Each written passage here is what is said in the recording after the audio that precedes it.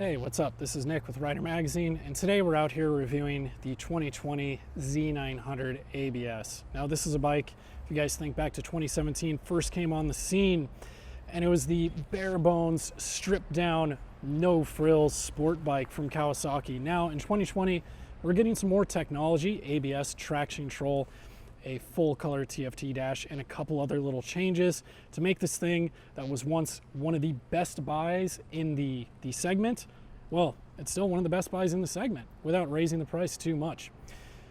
Now, we're gonna get into this review and I hope you guys stick around.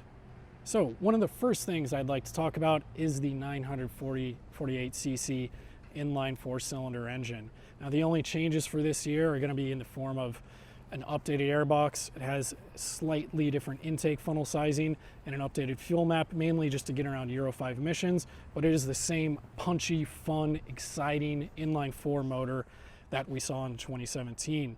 So it's geared very low, and Kawasaki states that it's geared low through first and fifth gears, and particularly I would say through first and third.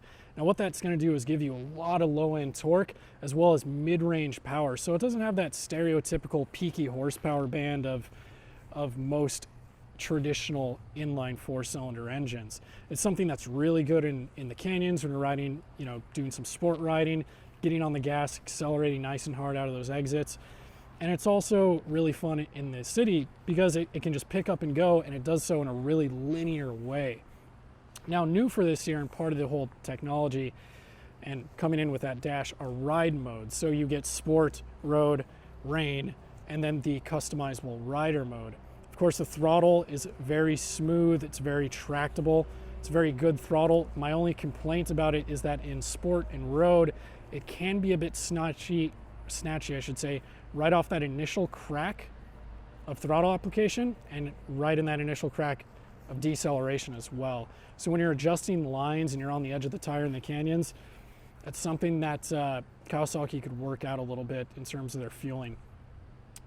Now, some of the other updates that they've done this year are in terms of the aesthetics. There's some new cowls, new LED headlights, and LED headlight design. Now, overall, because this is a bike that's built to a really, really aggressive price point, you'll see things like graphic decals and whatnot that instead on a higher price point bike would be painted in. But in this case, they're graphics. However, the paint is really good quality, and that's something I've been impressed with so far. Now, also new for 2020, a couple updates. The suspension, really, the components are the same. They've just updated the suspension settings in the front and the rear. The one physical change that they did do is up the spring rate about 5%. But overall, in terms of suspension and chassis, you get something that's very light, flickable, easily to maneuver at low speeds and high speeds. It stays planted in the canyons as well.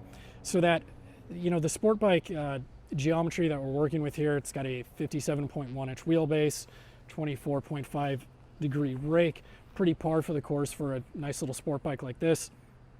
And the suspension, 41mm KYB fork with adjustable rebound and spring preload, same in the rear. Overall, does a good job, keeps everything nice and smooth. It's best when you're on a fairly clean canyon road, you can really dig into it.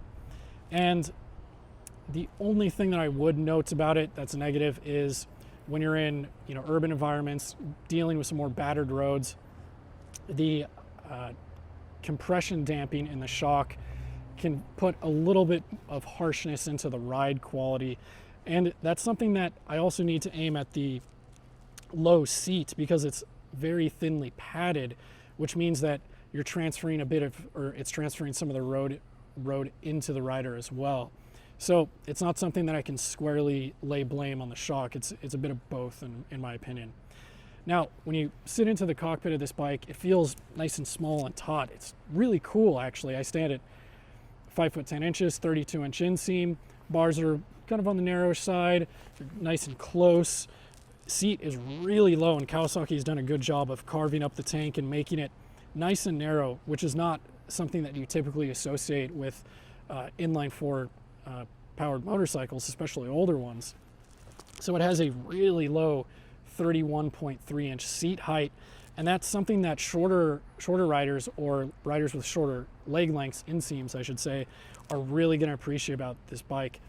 And when you start talking about taller riders, they're going to want to opt for that 1 inch taller ErgoFit seat to extend the distance between your seat and the foot pegs.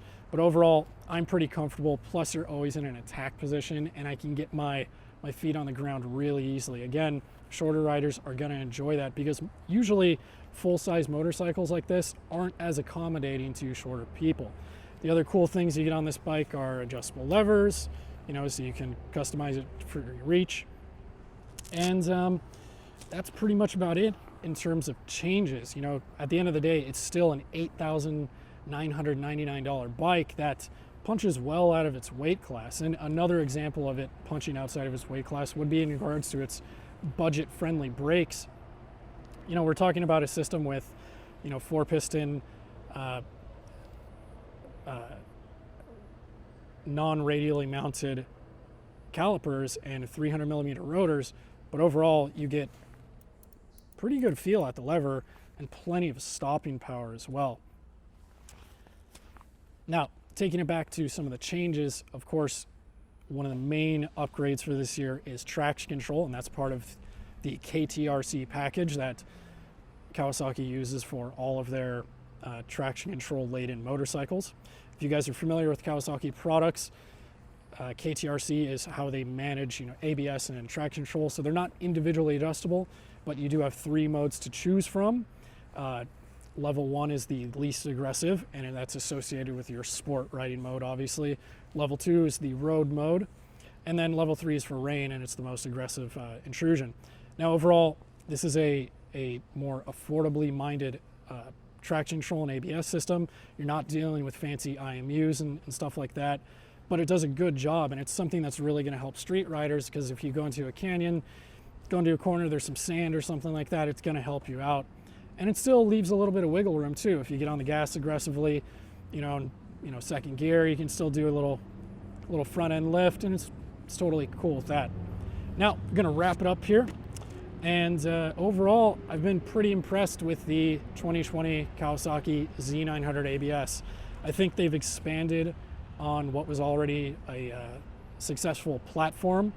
Of course, comparing this MSRP to the previous ABS model, you're only paying $200 more for traction control, LED headlight, full color TFT dash, good paint, updated suspension settings, and just overall a punchy, fun little sport bike at below $10,000. So what else can you ask? Now, if you guys have any questions, go ahead and drop them down below. And the last thing I want to do is remind you guys to go ahead and be safe out there. Now, take care.